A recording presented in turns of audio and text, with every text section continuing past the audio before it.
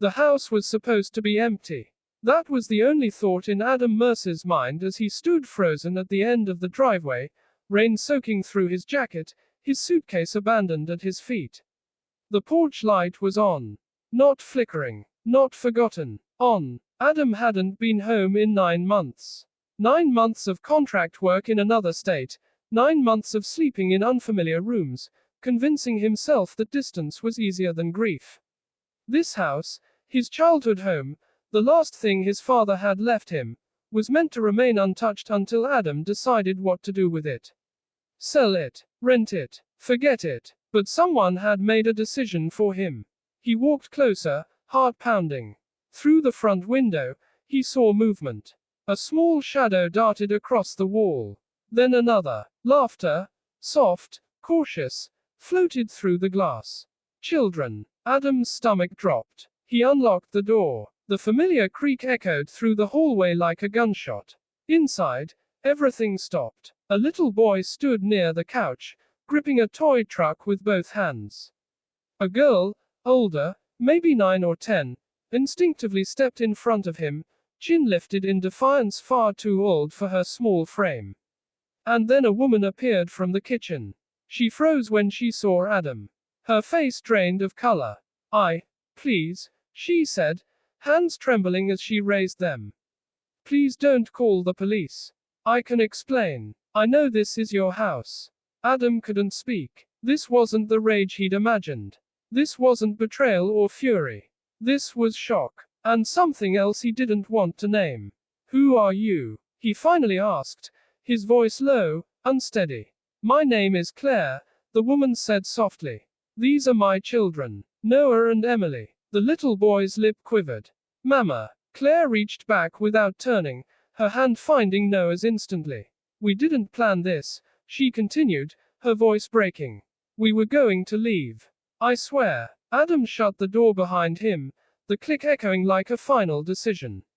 Sit down, he said quietly. All of you. A story he didn't expect. They sat at the dining table, his dining table, where his father used to read the newspaper every morning. Claire spoke slowly, carefully, as though one wrong word could shatter everything. Her husband, Daniel, had died 3 years earlier in a highway accident. One moment he was driving home from work, the next, a drunk driver crossed lanes. Gone. The insurance barely covered the funeral. Medical debt followed. Rent rose. Jobs disappeared. And eventually, so did their home. I tried shelters, Claire said. Some were full. Some weren't safe for kids. One night it was raining, and Emily was crying, and I remembered this house. Her voice cracked. My husband did repairs here years ago. He mentioned it was empty most of the time.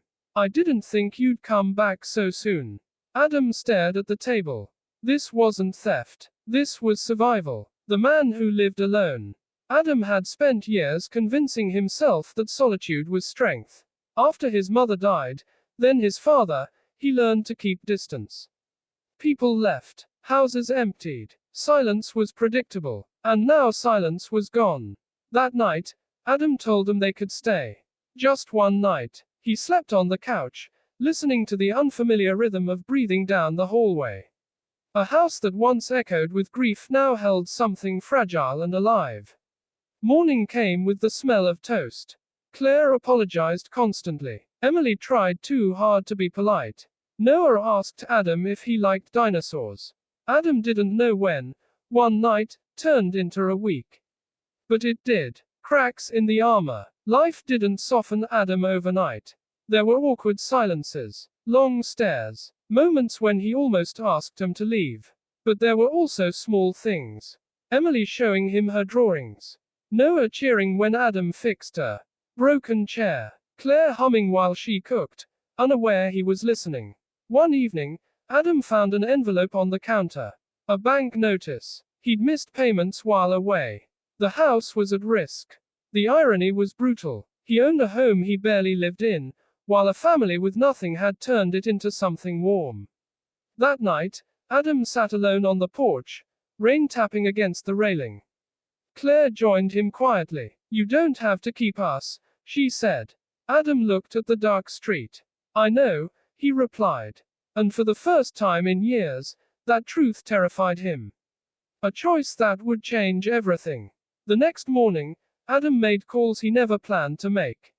He cancelled future contracts, took a lower paying job nearby, met with the bank. Then he sat Claire down. I can't keep this house alone, he said honestly. But I don't want you and the kids back on the street.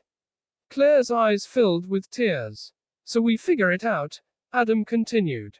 Together, you help when you can. I help where I can. No charity. Emily squeezed her mother's hand. Noah smiled for the first time without fear. It wasn't a rescue. It was a beginning. And everything began to change. The house filled with life. Homework at the table. Late night talks. Shared meals and shared struggles.